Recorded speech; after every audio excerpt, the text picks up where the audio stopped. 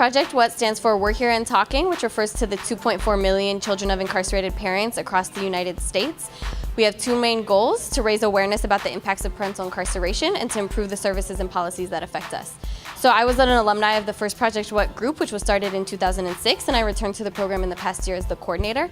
And I'm so excited to be here for the summit because I was a part of the first summit. I was one of the MCs, and it's really cool to see this youth-led work in action and to come back and be a part of it. To educate parents, educate caretakers, educate teachers, educate anyone who might come in contact with a kid whose parent has been incarcerated, and let them know what the best ways are to support that kid. I was living in a shelter with my mom and my sister. A group of social workers showed up. Without saying a word, we discovered they were trying to sneak us out, take us from our mother's care without even telling her. They didn't care about our situation. They didn't ask me if I wanted to be taken away from my mother. Didn't I have the right to be heard when decisions are made about me? This is kind of like a hidden problem that's not many people aren't aware of, and we're also going to do this so we can reach out to other children that may need help. Why did you take him out of my life? He's been gone for damn near 16 years. I know you have to pay for your wrongs, but why for so long? Now he sees jail as his home instead of being with me, where he belongs. Don't I have the right to be considered when decisions are made about my father? The goal is to really get the message out there so people who have an opportunity or have the power to make changes to certain policies can start to act on it. Incarceration rates have been rising steadily over the past 40 years or so, especially in low-income and Black and brown communities. And it's an issue because it definitely affects the kids' outlook on life, and it can impact them in school as well.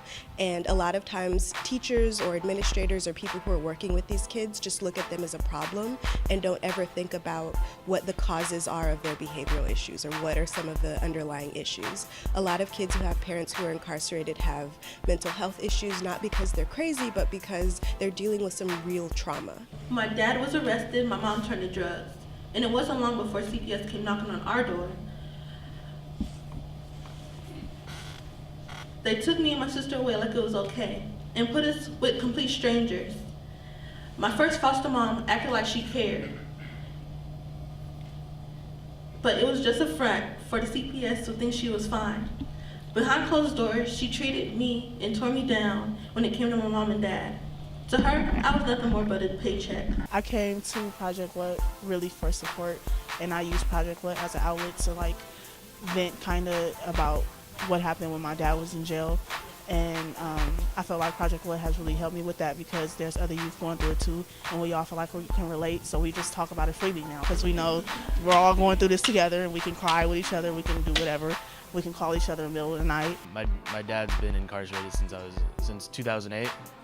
And I was just really lonely, and I just thought, I can't be the only one, and I started looking for some support groups. Dark soaked tears were beating the back of my eyes. No one showed support, no one cared. All I wanted was for my dad to be there. For the first few years, I didn't tell anybody. But just a few close friends know. I think more and more people know. That's the thing with Project WHAT. You kind of accept it. You're not ashamed of it. It's really difficult because you don't have that guidance. And I think as growing up without guidance, it's hard to really navigate life. And also especially when you have a court system telling you when you can visit your parent, certain restrictions that are placed when you can visit them. It just makes it really difficult. I guess our definitions are different. I wanted a mother, but you needed a friend. I needed a provider, but I had to find that somewhere else. I needed someone to look up to, but you were nowhere in sight. I needed direction, but I got lost searching for you. I needed a foundation, but that was taken from beneath me. I need to be with you, but I'm restricted by the glass covered with countless handprints of the one who desired their mother's touch. Don't I have the right to a lifelong relationship with my mother? The kids in Project WHAT are making a conscious decision to not follow in their parents' footsteps.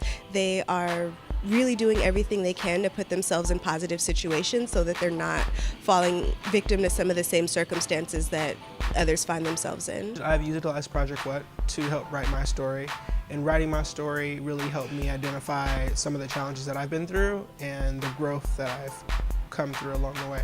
I want to let people know that going through this, you're not alone in the world. There's so many resources that are available to you, and you can just reach out to them. Future, I want to be an advocate, mainly for foster youth because my life was impacted by foster care a lot because of my dad's incarceration. Advocacy work is my passion. I currently work in IT, and I'm studying computer networking in school, so that's what I'll probably be doing.